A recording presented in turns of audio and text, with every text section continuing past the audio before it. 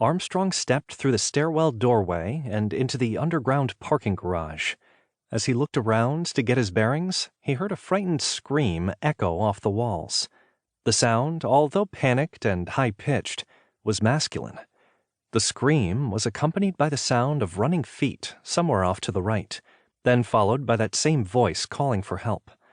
The cries for help ceased abruptly and were replaced by what sounded like someone punching. Armstrong assumed that a fight had broken out. The professor rushed toward the sounds. As he ran, his briefcase banged against his leg as his eyes scanned for the source of the disturbance. The parking garage was nearly devoid of vehicles. The building housed a dental lab, several lawyers, and 2 accountants. It was after 6 p.m., and nearly everyone had gone home for the day. Rounding a corner, Armstrong saw a strange sight. There was a man wearing a raincoat, complete with rubber boots and a hat. All of it was in that same bright yellow that Armstrong's mother used to dress him in when he was a boy, venturing out to school on a rainy day. The thing is, there was no rain. It hadn't rained in weeks, and the city was suffering through an extended period of drought conditions. The man in the yellow raincoat looked as out of place as a surfboard amid a winter landscape. The wearer of the raincoat was on his knees, with a man in a gray suit pinned beneath him.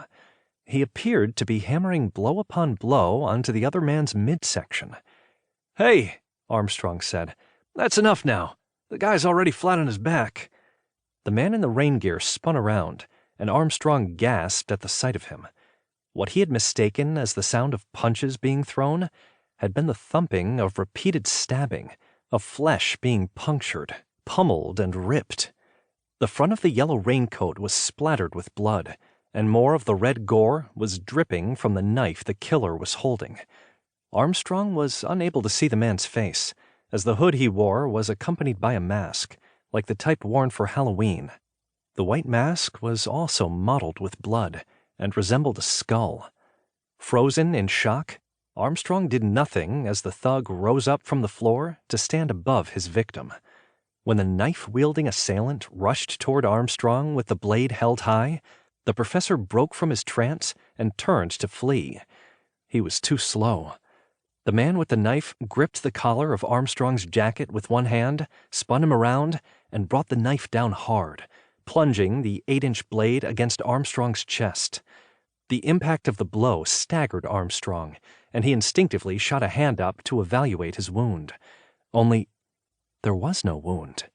A bruise would likely form at the point of impact, but the knife had not penetrated flesh. Instead, the tip of the blade had passed through Armstrong's suit coat and struck his phone, which was in the jacket's inside pocket.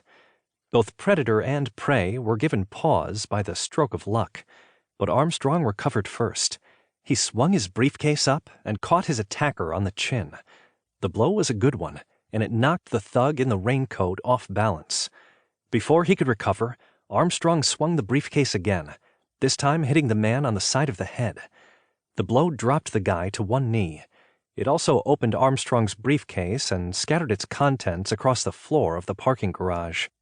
The man looked up at Armstrong with eyes dazed from the blow that had been delivered. Armstrong had not only stunned the murderer, he had also succeeded in knocking loose the mask. It hung about the man's neck by a piece of broken elastic. The man who knelt before Armstrong was in his 40s, black, with light skin and large brown eyes. There was a zigzagging scar across the bridge of his nose. Although disoriented, the hoodlum still held onto the blade, which he swung back and forth in front of him while he struggled to regain his senses. Armstrong tore his gaze away from the guy's face and ran. Knowing it would take too long to reach his car and unlock it, Armstrong headed for the elevator, the doors of which were sitting open. As he neared it, he saw why the elevator had failed to respond to his earlier summons. There was a piece of wood, a board, keeping the doors from closing. Armstrong kicked the obstruction free, leapt on the elevator, then pounded on the button that would take him up to street level. As the doors were closing shut, Armstrong spotted the killer in the raincoat running toward him.